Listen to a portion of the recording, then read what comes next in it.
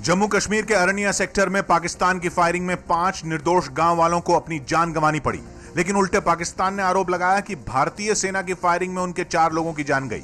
Wagah border पर पाकिस्तान ने बकरीद की मिठाई तक ठुकरा दी। हमारे जवान पूर्ण रूप से सक्षम है इस प्रकार के सभी आक्रमणों का जो रिस्पांस या उसका उत्तर देना चाहिए वो देने के लिए। हरियाणा के हिसार में प्रधानमंत्री मोदी ने सोनिया गांधी के दामाद रॉबर्ट वाड्रा के जमीन सौदे को लेकर कांग्रेस पर हमला बोला। उनकी सरकार ने चुनाव की आचार संहिता होने के बावजूद भी एक फैसला किया, दामाद को जमीन देने के काम को फाइनल कर दिया। चुनाव नतीजे के बाद दामाद को कुछ मिलने की संभावना नहीं है, इसलिए अभी कर्ज चुका दो। सफाई पर प्रधानमंत्री मोदी ने आज अहम ऐलान करते हुए कहा कि पंडित नेहरू और इंदिरा गांधी की जयंती पर स्कूली बच्चों के बीच सफाई अभियान चलाया जाएगा। मैं कांग्रेस के मित्रों को सविशेष आग्रह करता हूं, अब आप खाली हो गए हैं, जहां बचे खुचे हैं वहां भी खाली हो जाने वाले हो। अब आपके पास और कोई काम नहीं है तो कम से कम पंडित नेहरू के 125वीं जयंती को ढंग से मनाइए और बच्चों को आरोग्य की शिक्षा दीजिए। प्रधानमंत्री मोदी के रेडियो संदेश के खिलाफ कांग्रेस ने चुनाव आयोग से शिकायत की है। कांग्रेस का आरोप है कि चुनाव के वक्त इस तरह के रेडियो संदेश से आचार संहिता का उल्लंघन हुआ है। परिवहन मंत्री नितिन गडकरी को चुनाव आयोग ने नोटिस भेजा है। महाराष्ट्र के लातूर में चुनावी रैली में गडकरी ने कहा था कि पैसे सबसे लो लेकिन वोट बीजेपी को देना।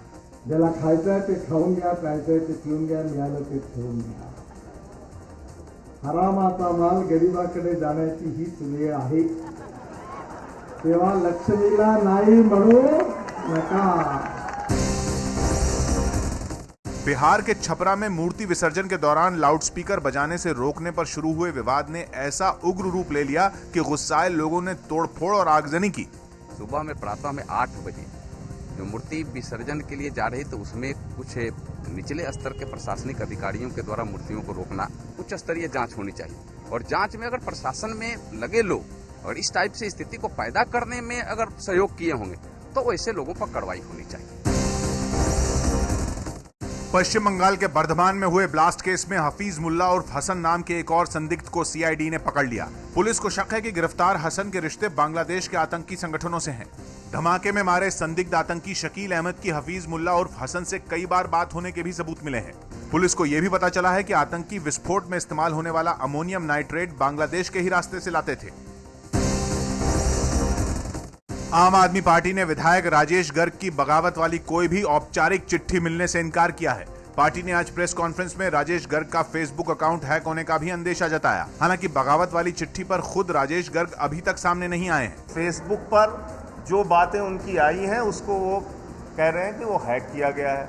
जो सवाल उन्होंने उठाए हैं, जो आप कह रहे हैं, जो मीडिया में चल रहा है, तब हम उस पर कोई जवाब देंगे। अभी पार्टी को राजेश गर्ग जी की ओर से कोई खुला पत्र नहीं मिला है। आईपीएल में चेन्नई सुपर किंग्स के कप्तान महेंद्र सिंह धोनी ने अभिनेता अभिषेक बच्चन के साथ आईपीएल की तर्ज पर फुटबॉल की इंडियन सुपर लीग में चेन्नई की फुटबॉल टीम खरीद ली। सचिन तेंदुलकर, सौरव गांगुली और विराट कोहली के बाद महेंद्र सिंह धोनी चौथे भारतीय क्रिकेट खिलाड़ी हैं जिन्होंने इंडियन सुपर लीग में टीम खरीदी है।